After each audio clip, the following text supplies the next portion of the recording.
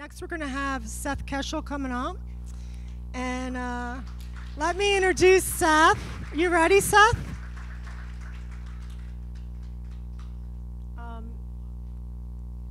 We'll let Seth get back to the table, and then we'll take a break after Seth, and then you can get your stuff notarized. But in the meantime, you can start filling it out. But don't fill out the part that's going to be notarized. You have to do that in front of the notary.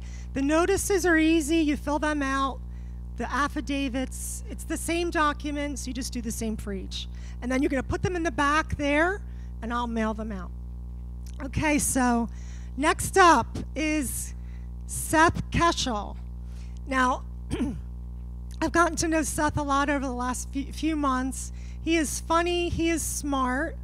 He is an MBA. He's a former Army captain of military intelligence and an Afghanistan veteran. I'm sure you're disgusted about what's going on over there.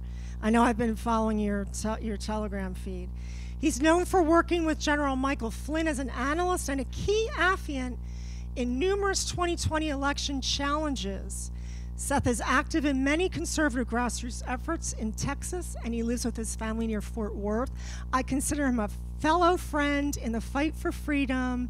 Ladies and gentlemen, without further ado, Seth Keshel.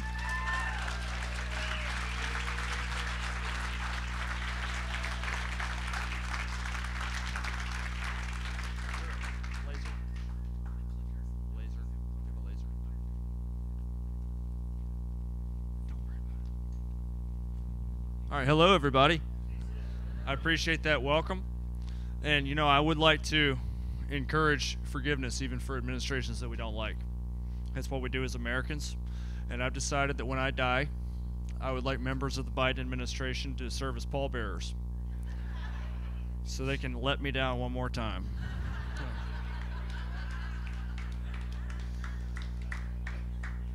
So some of you may know that I am a Southerner. I grew up in Mississippi, even though I live a little bit west of there now in Texas. It's always good to be back in SEC country.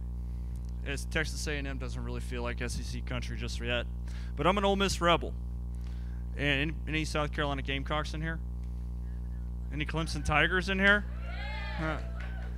Well, you know, I guess I'll get off the SEC stuff, but I saw over in Clemson today. You know, we got nice temperate weather out here. I heard it was very hot over there. It was so hot on campus there was a massive power outage, and I heard that 30 students were stuck on the escalator. All right. So look, on a serious note, Afghanistan is a very sore subject. It is a disgrace on the history of this country. It's a stain on our legacy, and it's a tremendous source of hurt for veterans who served over there. Some people served 1 year, some people served 5. And of course we have veterans here. We have Vietnam veterans here who served in a war that had a similar fate. And a lot of people feel very let down by not only the issues in Afghanistan, but the issues we're going to talk about tonight here with the election. Clearly that's why we're here. That's our focus. But I have a past rooted in military intelligence. And that is really what sharpened me. I've always been an analyst. I've always been a baseball mind or somebody that had the brain power going. But as far as what made me what I am today, the ability to get up here and present this information and to command this information and to make it actionable, I would thank my military service for that. So I'm happy for that. And people call me Captain K. Well, I made a rank that most company grade officers do make. But still, it's something, you know, it's a military service tradition in my family. We've had an officer in the Army, specifically in the Army, every single day without a break since November the 6th, 1963, when my dad was commissioned.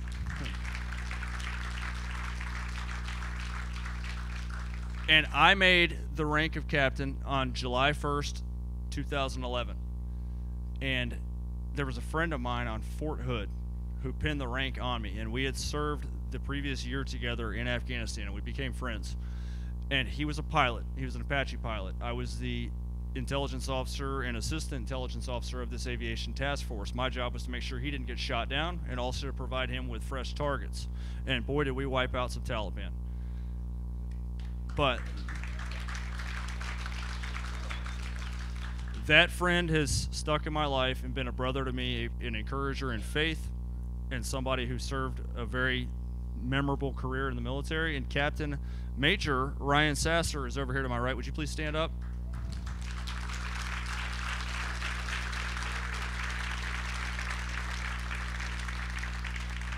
So thank you for being here, and thank you for all the encouragement that you've given me in these years. And also another person I'd like to recognize, I met her in November remotely in one of the most fraudulent states in this country, maybe next to Michigan, I would say Pennsylvania. And we have a lady in attendance who I'm going to ask to stand up in just a minute after I tell you about her. I call her America's Pharmacist. And she was just recently recognized by President Donald Trump. And she has been a key player in the Audit the Vote Pennsylvania movement. Jen Farrell Delantonio, would you please stand up?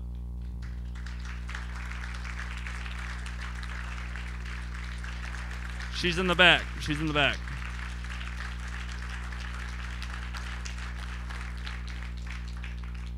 And there are countless other people involved in the fight, heroes that are here. We can't acknowledge everybody by name, but you all know who you are. So I'm a 30,000-foot analyst. I fly up at the high level, and I see all the national trends and the county trends, but without the local boots on the ground, this is going absolutely nowhere. So all these efforts you see, all the locals, all the state level people, and all the county level people, all the state reps, thank you. All of you are instrumental in overturning the single most disgusting act, in my opinion, domestically in the history of this country. Who voted for Donald Trump in this room? Every single one of you was disenfranchised in your own state. And I'm going to show you those numbers.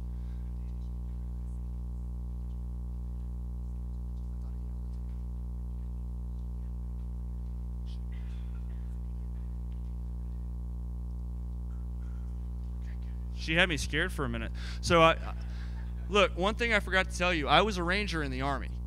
Okay? I was a PowerPoint ranger. And when the slides aren't there, this is a serious problem. So you don't put an S2 in front of somebody without slides. Is that right? That's right. Is that right? Okay.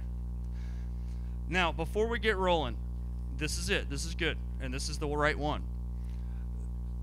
These guys over here on this flank, you guys are going to be Horry County. Got it? You two in the middle, y'all are going to be Charleston County.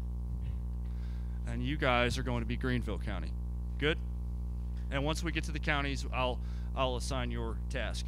This is going to keep you all engaged, and if I find anybody asleep, push-ups.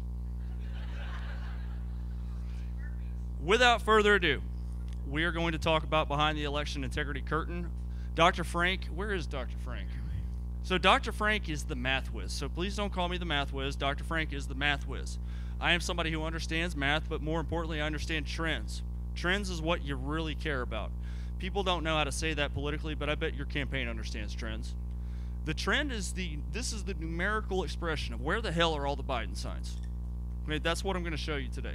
That's pretty much what we're going to talk about. So, I don't want to go into Charleston, it's getting too liberal. That's a trend. It's telling you a certain party is emerging in that place that you no longer want to go. And the other side sees it the same way. We don't want to go to that place, it's too whatever.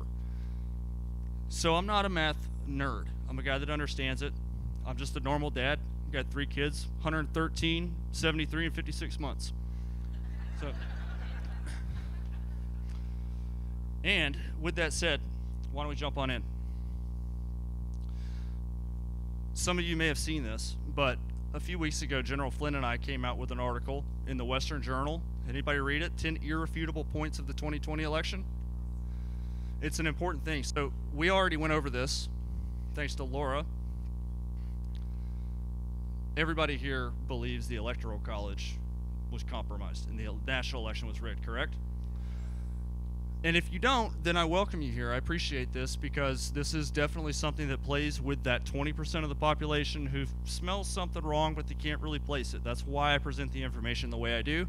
That's why Mike Lindell had me present this in the 10 points at the symposium.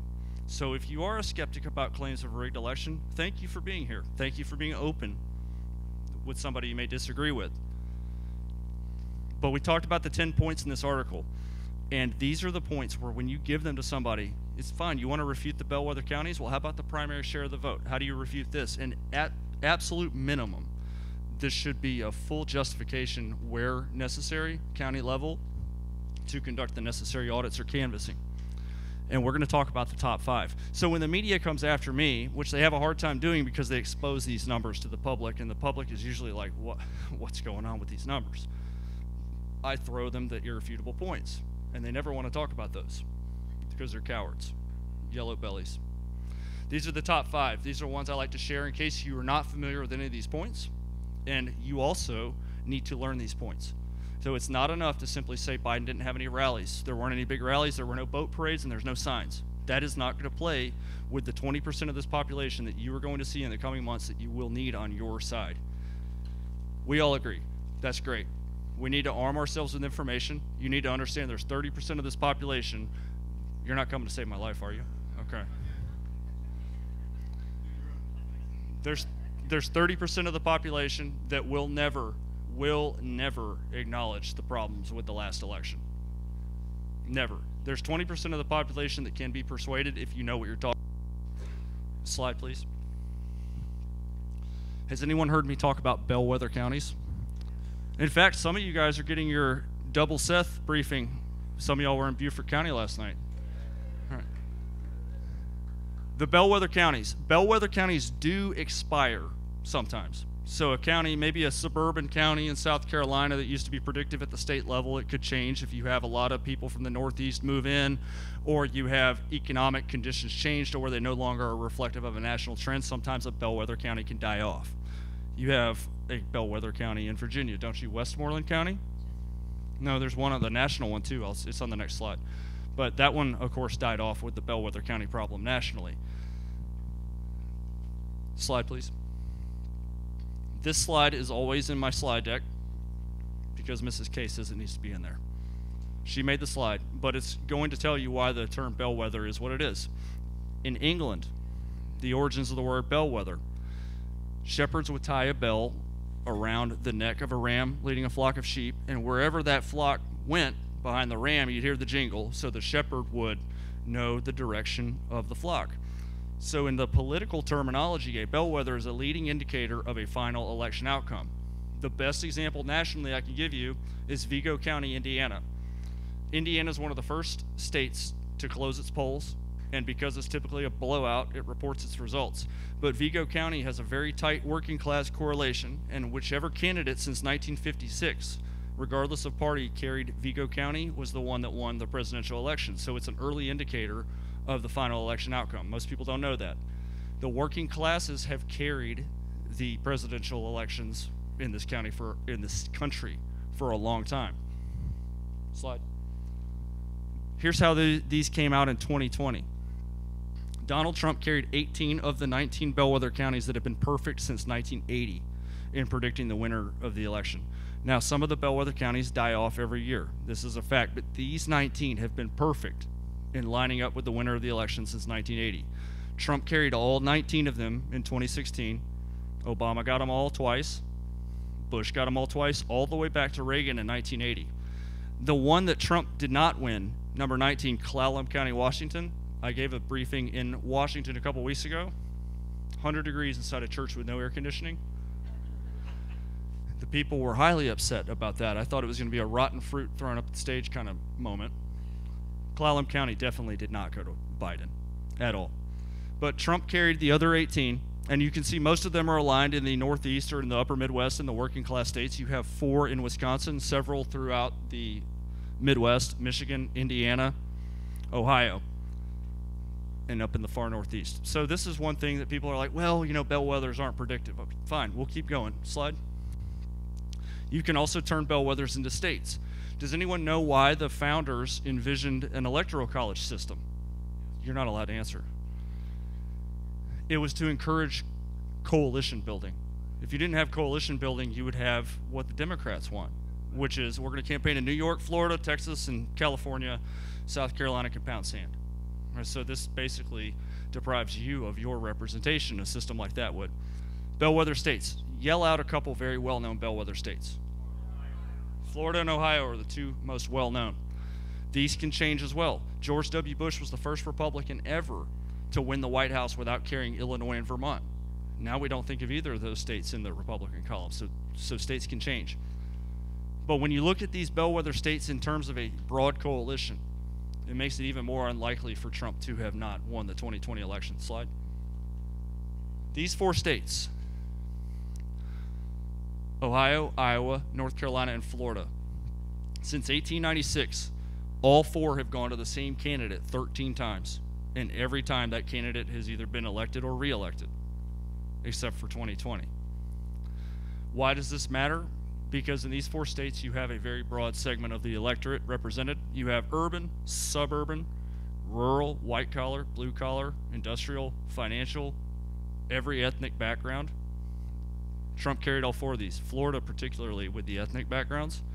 Trump was a very strong candidate to carry all 4 of these states, not what the media portrayed him as only appealing to country Southerners. This is not an accurate representation. Okay, fine. Bellwethers aren't predictive, you say. Well, how about the next slide?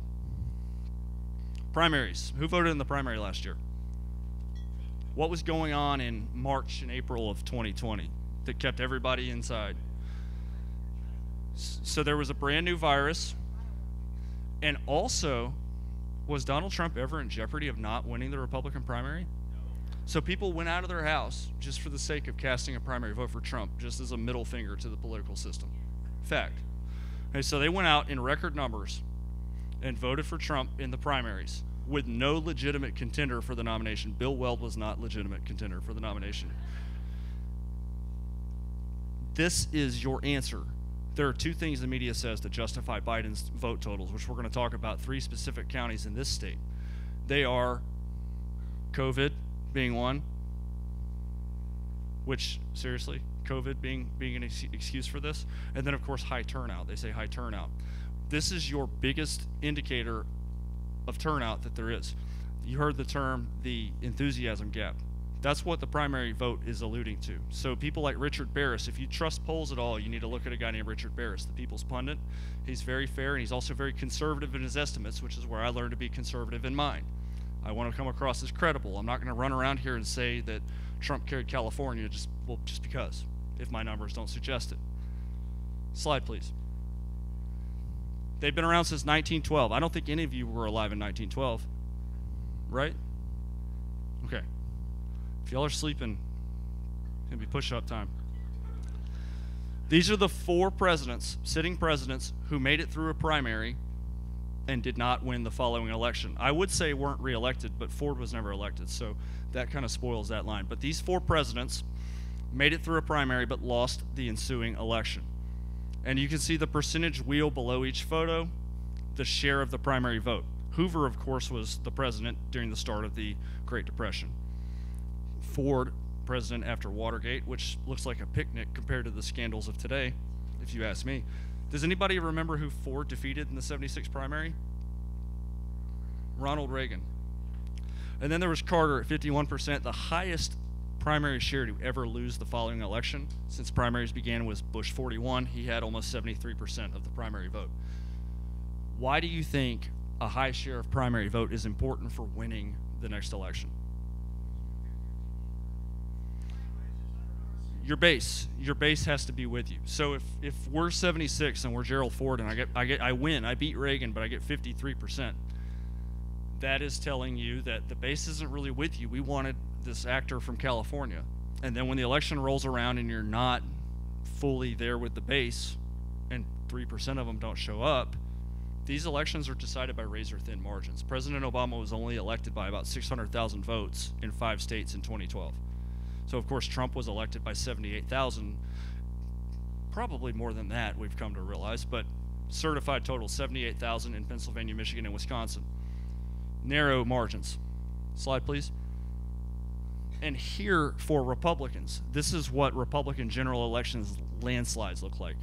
Eisenhower carried 41 states in 1956. He had 86% of the primary vote. Nixon carried 49 states in 1972 with 87% of the primary vote. Did anyone see me brief this in Sioux Falls? I had Mike Lindell off to the side of the stage. And Eisenhower and Nixon both carried his home state. And I said, hey, Mike, you know what state Eisenhower and Nixon carried? He goes, Minnesota. That was a highlight. So I got him to say it like 3 times, just so I could hear it, you know. And then Reagan over here. Anybody vote for Reagan in '84? That was the year I was born. 99% of the primary vote, and he won 49 states. He would have won Minnesota had Mondale not been from there, and well, maybe he did. Who knows how long this has been going on. Now, who knows what share of the primary vote Trump got in 2020?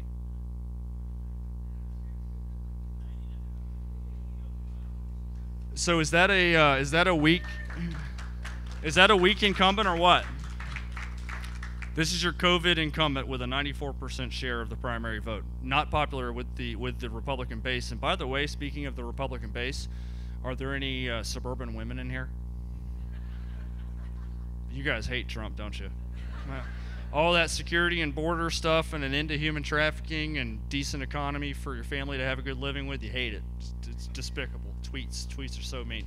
Now, before we move to the next one, we talked about one side. We need to talk about the other one. So we have high turnout, certainly, for this candidate. This is showing us that the base is with this candidate, and you can expect a high turnout, especially since even the media volunteered that Trump was going to pick up bigly minority working class.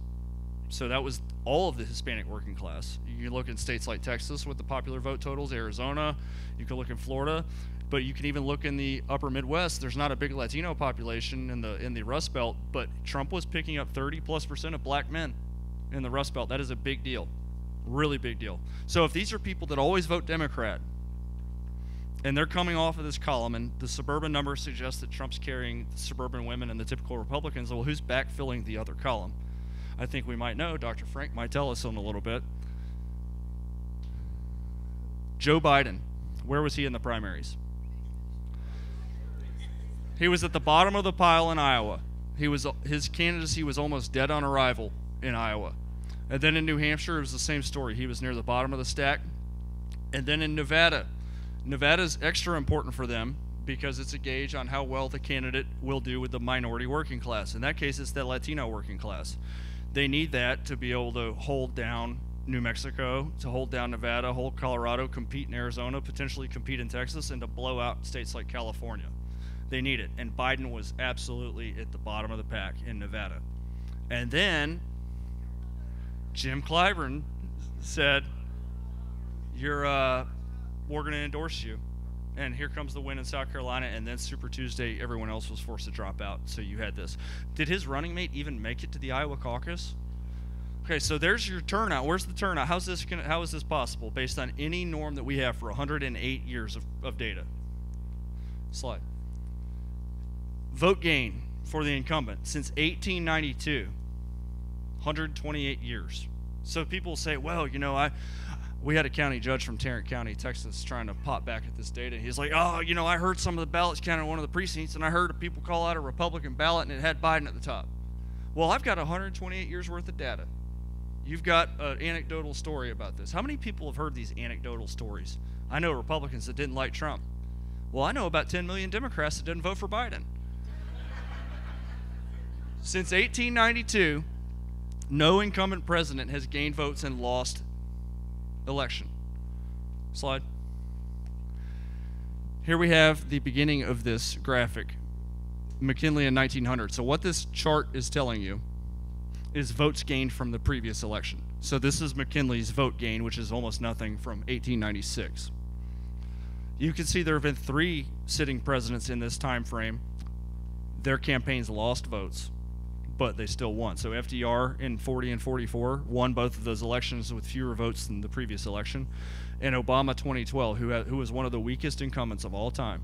Had there been a Republican candidate with working class appeal, Obama would have been a one-term president. But you can see Trump's total is the 3rd highest here. Nixon's is over 15 million. That is because in 1968, George Wallace also ran, and he took electoral votes in the South. And once he was out of the field in 72, the field consolidated around Nixon, and Nixon picked up 15 million votes. So it's somewhat artificial, but still a ton of a vote gain. He won 49 states.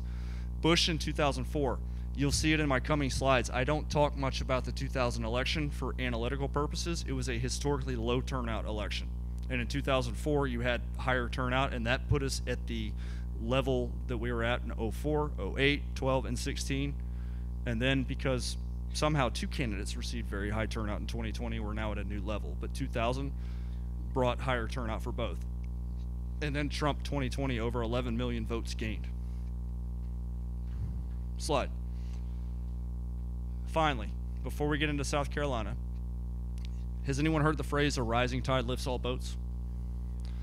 You would expect, so Biden's electoral count, 306 electoral votes, were highly polarized. So it's a strong electoral college performance. I wouldn't call it a landslide, but it's a strong electoral college performance equal to Trump's electoral vote total in 2016.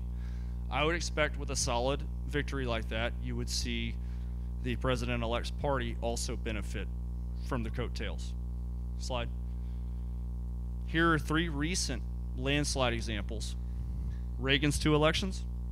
You can see the Republican Party gained 34 seats in 1980. So some of you clearly, based on having voted for Reagan in 84, you remember when the South was transitioning from being the solid South to being what is now a more Republican South. That was a big deal because the Republicans did not have a House majority from 54 to 94. There were 40 years in the wilderness, and this is a huge gain in 1980. Political science did its thing in 1982. The Democrats pulled back some of the seats in the midterms, but then Reagan was reelected with 49 states in his column, and the Republicans got back 16 House seats. And for the sake of fairness, I have Mr. Obama there on the right. You see he has a 7-point popular vote win. He won a couple solid red states, and he flipped your state that hasn't flipped back. And the Democrats gained 21 seats. So I would assume that Biden's victory would bring a pretty good yield for the Democrats in the House, right? How many seats do we think the Democrats gained with Biden's election?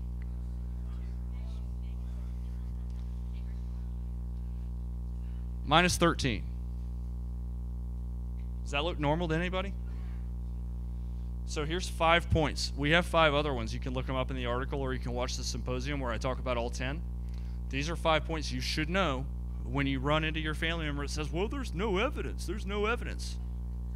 Okay, there's thousands and thousands of written affidavits showing widespread election fraud. An affidavit is signed under the penalty of perjury and is considered evidence. Of course, the courts never heard these. Texas versus Pennsylvania was chunked on procedural grounds, and I had figured in November that it was possible the courts would not make the right decision, but I at least expected these cases to be heard. So now you have anywhere from 45 to 56% of this country that believes the election was illegitimate, and we're still awaiting its day in court. Right? This is a travesty and a disgrace. And this is, and by the way, before we get too far into this, there is no moving on from 2020. If you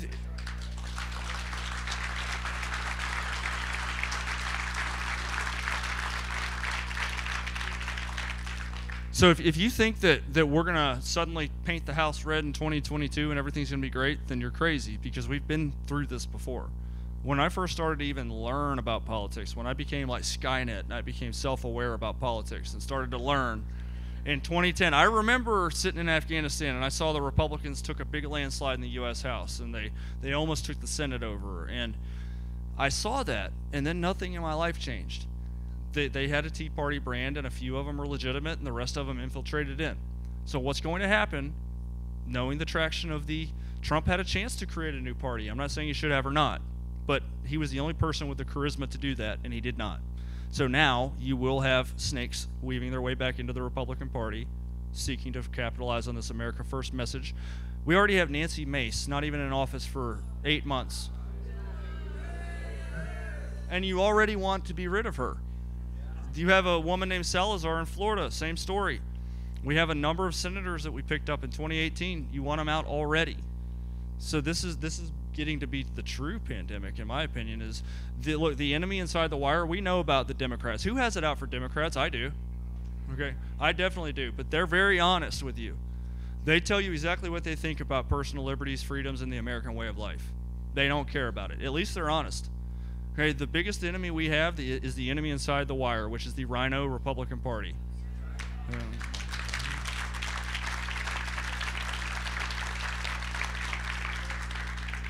Which is why I remind everybody to look to our leaders from the past and look at these quotes. This is a long one, but it's true. So we have rested on, and we have suffered from an illness I call affluenza, comfort, wealth, just sitting around expecting everything to be passed on to the next generation because we're America. We have magic dirt we just rub on everything and everything's better. Now we are reaping the benefits of all this idleness, which is, and myself included. I sat around and complained about Obama for 8 years. Now, some of that was because I forced myself into having to abide by a certain set of rules because I'm in the military. I can't say this. Well, then I got out of the military and I still complained about Obama. And then when Trump was elected, a lot of us fell asleep into this belief that one man was going to provide us the liberties and freedom that we need. And I'll tell you right now, Donald Trump, if he were in office today where he belongs, he'd have 3 years and 5 months left. So if we need Donald Trump in the White House to be a free people, we are not a free people. So that is something that we have to fix. And this quote, you need to take it to heart. Slide, please. And now, are we good on time? Before you rush me off the stage? Okay, good. This is the participatory exercise. I want everybody engaged. We're going to talk about your home state. Who thinks the election in South Carolina was clean? Okay, good. Good. There were at least 119,000 people that voted for Trump that were disenfranchised in this state. Here is the trend map that I promised, the long-awaited trend map, the presidentially endorsed trend map. Everybody saw that, right? You didn't play the video? Come on. Okay. I was in Atlanta when the written statement came out, and my phone blew up on me. Zzz, zzz, zzz, zzz, zzz. And I had just posted a meme on Telegram a couple days before, and it was fake, and everybody gave me a hard time about it. So I was really afraid to post the presidential thing. And I reached out to a couple people, and they're like, yeah, this is real, so it went out. And now I've got it tattooed on my back. And this is the state at a glance. Like I said, we don't talk much about 2000. It's a low turnout election. But in 2004, we reached a modern turnout level. You do have growth, so I considered your state's growth. One thing that you hear in South Carolina, and especially next to you in Georgia, where they rigged the election in Georgia, that Trump won by at least 6 points, or in Florida or Texas or Arizona, is, well, it's growing. You want a news flash? They've been growing. In Arizona, they've grown by 700 to 900,000 people a decade in Maricopa County since 1990. They've had the same opportunity every 2 years at a midterm and every 4 years at a general to register the same amount of voters, and this never happens. So we have in statistics certain things that govern the progression of these stats, how high and how low they can go. Likewise, in South Carolina, you actually had a bigger population gain in raw numbers from 2000 to 2010 than you did from 2010 to 2020.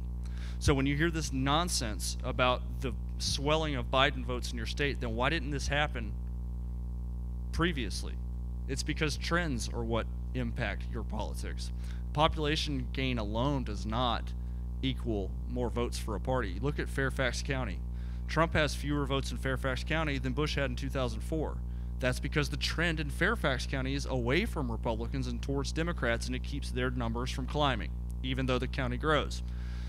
So here in 2004 to 2008, look, you can see you have a solid Obama gain. This blue line is your Democrat vote gain.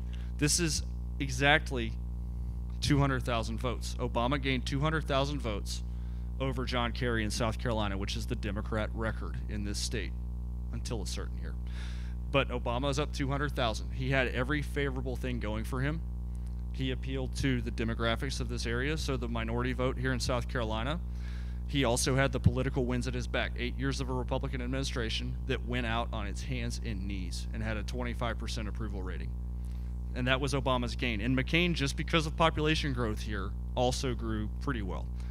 And then what we have for Obama, Obama's at 862,000 votes. And then 4 years later, he's at 866. Then you have a slight gain for Romney because the people that are moving to South Carolina are conservative. And then look at the Democrat line again to 2016. So we go from 862 to 866 to 855. 3 elections in a row, they're within the same 10,000 vote output. 866 to 862 to 866 to 855. So 11,000 votes, this line does not vary for 3 elections. And you have a big climb for Trump in 2016. So Trump gained better than Romney did. So this state actually trended for Trump. Trump is extremely popular in the southern states. This was not a state like Texas or Georgia where it's more suburban and urban and it kind of stuck or went down a little bit. Trump expanded the Republican margin in this state. And then Trump decided, I'm going to go for a record Republican vote gain of 230,000 in this state, just so I can lose 3% off of the margin in South Carolina. So he put up a record margin in a state trending Republican, a record number in a state trending Republican, just to lose 3 points off the margin. This is what happened with Biden. I am very generous. The trend line appears to be flat. I would assume a trend like this, but because I'm going to factor in population growth, this is my more accurate projection. Here's your Biden total. So while it doesn't look significant on the variance there, that's 119,000 votes between the dotted line and the solid line, which, if my numbers are accurate, which I can assure you they are, that dotted line would represent a 17-point Trump victory in South Carolina instead of 11. So the fraud in South Carolina impacted the overall results in the state by 6 points.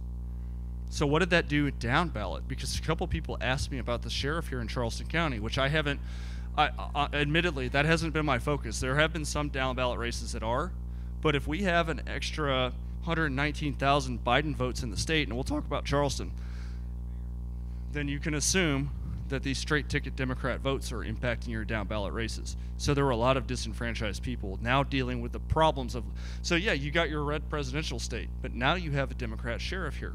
And one of the things that these commies like to do is take over the sheriff's office first. And now you can't really enforce your laws. Slide, please. Here's the heat map. These red counties are counties that I've identified for obvious fraud, widespread fraud based on trend analysis. I'm analyzing trends. The information I get is open source information. I pull it from county websites or from State Secretary of State websites. And you guys are welcome to look all these numbers up. Right, these numbers are not a figment of my imagination. They're your numbers. They're publicly available. I just analyze them. Open source intelligence is a very important military intelligence assessment. You have to be able to consider that. In fact, most of what the enemy knows about us, they find on open source. They find it on Facebook. They find it on the New York Times. And they put all that stuff together. The green counties, I believe we have, you're from Kershaw County, right, Representative? Oh, you're yellow. But, you know, that doesn't mean... The reason I categorize them like this is the representative realizes that it takes a lot of political capital to rally up for something like a forensic audit. So if you have a much more obvious target like Horry County, then I think we should concentrate our assets there first. And once that is proven, then we can look at the yellows. The greens are clean. I had a representative, a woman from Iowa, come up to me at the convention, and she was like, where do I need to go to audit? Well, according to my numbers, Dr. Frank will beg to differ because he's looking at different things. He's looking for something else. I'm the guy on the beach with a metal detector finding you a massive variance that goes against trends and registration information. If it's in green, it's fairly clean, at least on the trends. Iowa was the same way. Slide, please. Anybody here from Myrtle Beach? Okay, so you guys are Horry County, correct, over here? So what I'm going to do is I'm going to progress these elections from 2004 up to present so you can identify the trends. This is what I am looking at. I do not have registration by party in South Carolina. The state does not register its voters Republican and Democrat. The states that do, North Carolina does, Florida does, Pennsylvania does. Those three are extremely predictive. It is next to never when you see a county vary or a state vary from the party shift. Whichever party makes the gains in registration between an election is almost always the party that makes the gains in the vote. Every state does have an underlying party ID, you just have to identify it. So here's your vote totals for Horry County in 2004. You have a Bush victory of 21,000 votes. And now we're going to advance this. Click one time. So here's what happened going into 2008. You have the highest Democrat vote gain on record, and this is Obama, 08. Obama was a charismatic candidate that had record appeal to, here in this region, this is black voters, but nationally minority voters, soft Republicans, some of the suburban women, tax cut Republicans, and also all the benefits of coming after 2 horrible years of the final parts of the George Bush presidency. Because we have people moving here to South Carolina that are naturally conservative, you also have a strong gain for John McCain. 14,000 votes here. You have 9,000 over there. That's the record Democrat vote gain. So remember that. Now, could you please progress the slide? Now, Romney with a similar type gain. It's a little less than McCain, but you have a gain of 8,000 over there for Romney, which is your residual growth of people moving to the area that are solidly Republican. But now, here's your trend. The Democrats have plateaued already. Like I told you, Obama was one of the weakest incumbent presidents to ever occupy the White House. He is literally stuck. That is a gain of 6 votes. 6 votes. In a county that is growing in double digits. So this is a tremendously growing county. Population growth does not always correlate to gains in votes by party. Click, please. Now here's Donald Trump. Does this county like Trump or not?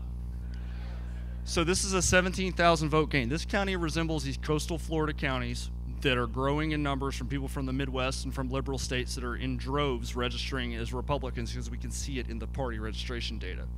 You have a tremendous gain, and now look, the Democrats are still stuck. That's not even a gain of 300 votes. So this is 8 years after Obama's first run, and they are less than 300 votes gained since Obama 08 in Horry County.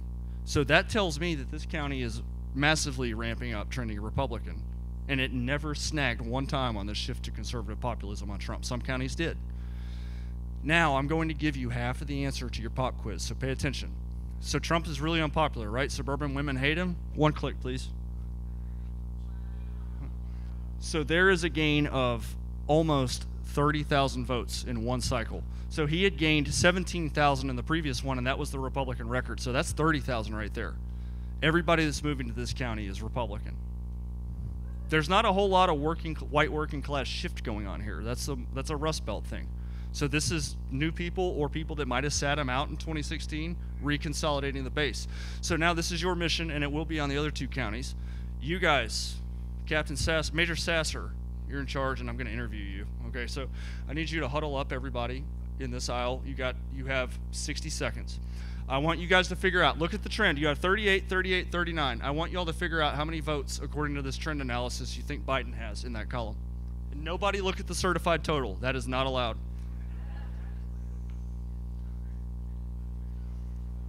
This is how I forecast these counties.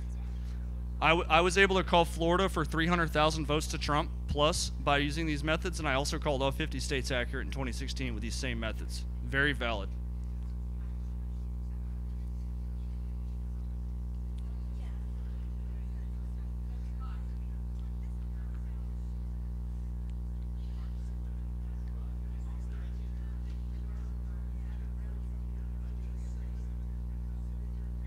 All right, Ryan. Come on.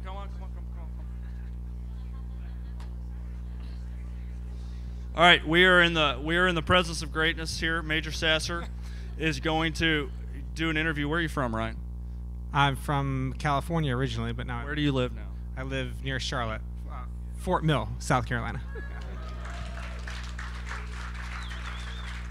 So he is a pilot for American Airlines, and obviously a valiant Apache attack helicopter veteran. And he is going to tell us what his group came up with. So we saw this trend. We saw a massive Trump gain. So Trump is up almost 50,000 votes in 2 election cycles. So he's clearly popular. The Democrats appear stuck within the same 300 votes in the last 3 elections. Where did your group forecast that Administrator Biden would wind up in 2020? We think he lost between 7,000 and, 30,000.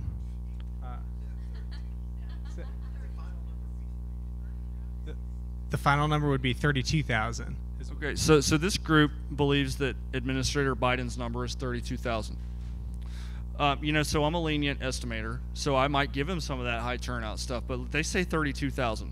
Okay, you guys tracking over here? You probably have your own estimate in your head. Yep. So that's the audible gasp I love to hear. I love it. Thank you, Ryan. Look, so 59,000. I gave this county 10,000 over for Biden because I said, fine, we're going to give him the Obama gain number just to see where this comes out. I don't think he had that, but 10 to 25,000 over in this county. Slide. Who's from right here in Charleston County? Okay, you 2 rows in the middle. Laura, I'd like you to be in charge of this group, okay? You don't have to do it yet. We're going to progress through. So here's your totals in 2004. The last time the Republicans carried the county at the presidential level, this is Bush 04. Progress. Now in 08, so this is your county that surged for President Obama, urban, suburban, and left the Republican Party despite the growth. So the Republicans are down less than 500 votes in the county. So they're stuck. You have the Democrat column. This is the record gain for the Democrats. This is 19,000 in one election for Obama. And now what we're going to see on the next one is similar to the other. You're going to see a return to the Republican Party. Even though the county stayed blue, Romney gained a pretty solid amount of votes. That's 8,000 votes. That is your more moderate Republican base going back to a moderate Republican. And then you have a loss in the Democrat column of 1,000 votes. So they're stuck. So now the Democrats are stuck.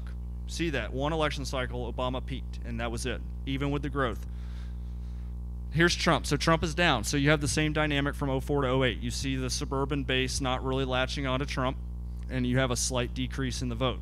So the Republicans now are stuck again. They did not seize the conservative populism that Horry County did. But the Democrat column, it grew, but it only grew 10%. So Clinton's there at 89,000. That looks pretty organic to me. This is not something I would flag on a trend analysis. So we're going to give you half of the quiz. Go ahead, click. So there's 18,000 for Trump in one cycle. So if you would have given him a standard population Republican gain in 2016, he's probably about baseline with population growth for a standard Republican. I'll give him that. But that's a strong gain. So this is reflective of the county has returned back to its typical Republican support level. Now we see on the Democrat column, 83, 81, 89, 3 elections in a row with all the population growth here.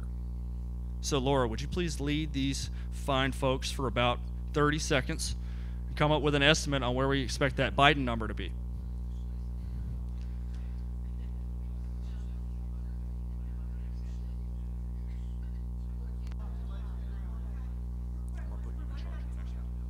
You're in charge of the next one. 110, 113. I'm going to go 113. Okay, so we have generous estimators here this time. So we have an estimate of 110. So where are you from? I'm from Lexington County. Do you know how to put together great events? I try. Good. Okay. So we're going to go, she says 110. Slide. All right. So just so you know, 110 was my estimate as well, and it's so they're 12,000 over. But I don't even think the 110 is normal because I looked at all the election data going back to the 1920s, back when you were born, Representative. And so I looked at all the election data going back, and they have always parked at every 10. So they've been in the 20s and 30s and 40s and 50s and 60s and 70s and 80s. So giving them 110, they would skip the 90s and the 100s. So that would be a total blowaway, but there's 121. So that's heavy too. And final county. We're going to talk about Greenville. Anybody from Greenville? Is Greenville one of these counties you go in there, you can just smell the lattes? I don't think so. You can use that. You better give me credit. So look, Republican vote total 111 to 55. This is your Bush number. This is a very strong performance. So we're going to progress to 08. And then we have a modest Republican gain. This is pretty weak. This is under 5% for McCain. And Obama has the record Democrat vote gain. So we sense a pattern right here. So Obama appealed to these first-time minority voters and soft Republicans in the South.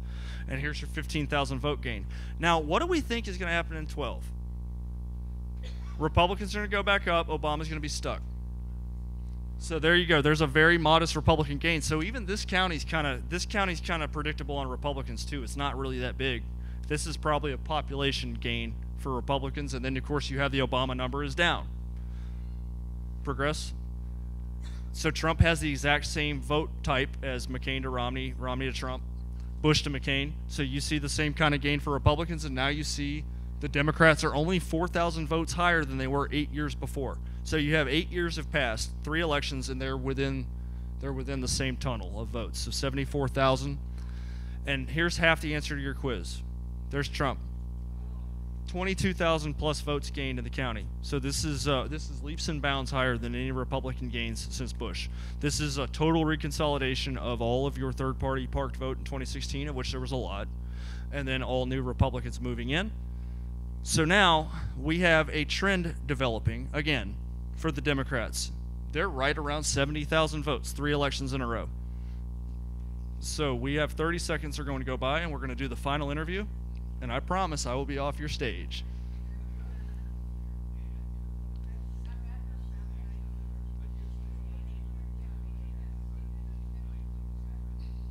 This is a good one. Nobody's allowed to yell the certified total out. You can't yell it out. All right, what is your name? Heidi, and I'm from Fort Mill, South Carolina. Fort Mill, South Carolina. So there's another trend that has developed. 2 out of 3 interviewees are from Fort Mill, South Carolina. So we have 2 cycles of the same kind of Republican vote gain. Actually 3. You have the same one from McCain to Romney to Trump, and then you have this boom for Republicans. Record high Republican vote gain. And then you have the Democrats are stuck around 70,000 votes 3 elections in a row. What did your group think that Biden was at this year? Most people actually said between 85 and 90. And that was pretty much Okay, so we have another generous group here. They're starting to catch the drift of it. We need to be credible, right? So 85 to 90 sounds generous to me. What are we at? And I think that they're right on point. I think I assess this county to be 12,000 heavy, so they estimate like I do. But I would be very surprised if Biden was over 80,000 in the county, to be honest with you. Slide. So, 119,000 action items. That's how many votes I estimated to be in excess for Biden, and I'm a lenient estimator. So when I go into places like your state capital, it's hard for me to break down just how much might be in there. Same thing when you look at the Chicagos and the LAs of the world. There's one issue that matters. I don't care what anybody says. I don't care how cool your Christmas card is with your shotgun over your shoulder and your plaid shirt on. Election integrity is all that matters. So if you want to truly test your conservative candidates or your incumbents, where are you at on election integrity, forensic audits, and canvassing? Okay, that's the only issue that matters. If you don't have your voice in elections, we might as well give it all up right now. Second thing, medical freedom is important too, and Laura will be the first one to tell you about that. So election integrity and medical freedom, put them to the test. Okay, and if people are not down with either of those, it's time to retire. Number 2, you need to ask people to put their money where their mouth is, and that can be these rude, unprofessional journalists, or it can also be, in some states, unfortunately, now it's not going to be this one, but in Michigan, I've spoken in Michigan twice in the last month, and both times I've challenged the Attorney General, Dana Nessel, to cuff me, because she said she's going to send the law enforcement to talk about, to go address people talking about election fraud. I was born a free man, and I will die one.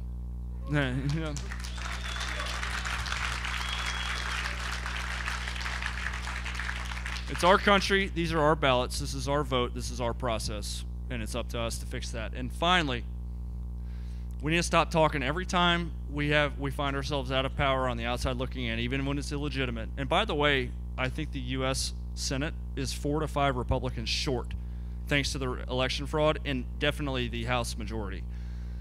We need to stop talking about, hey, who do we need to primary so-and-so? You need to primary everybody. Okay, and that's at least where you start. Now, we may find good representatives that, hey, they check out on everything. We're going to keep him. That's the second stage of after we say we're just going to primary everyone.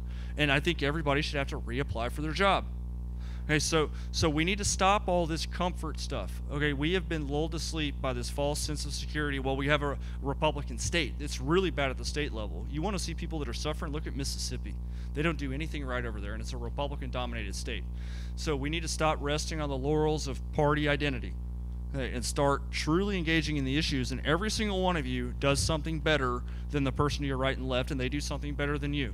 So when people ask me, hey, how did you get involved in this? Well, I would say it was a stroke of fortune or luck, but I believe in God. So I believe that God put me where I am. So if he gave me a platform, then I'm going to use it for optimism and to encourage you. And that's why I'm so frustrated. I do read the comments, and the reason I read the comments is because I have people that want to collaborate on stuff, and some of the most valuable people, like Jen back there, have connected with me through social media and other stuff. There is no place for negativity. This is a dark time. The hour is late, but optimism and solutions are things that are going to get us to the other side of this. But you have to believe. You have to believe in yourself, and you have to believe in God. This election is unacceptable in the state and in the country. And the minute you bend the knee and say we're going to move on from it, you've lost all. You've lost it all. Like, we're done. We're done. We are done accepting this kind of crap in this country. So I want all of you to commit before you leave tonight to find something you care about locally. General Flynn says local action has a national impact. General means that. He is one of the most sincere people I ever met in my life. So don't leave here to go home and complain about the way things are. You can change it because God will use you if you step out. All right, so thank you guys. Thank you so much, Seth. Awesome. Awesome.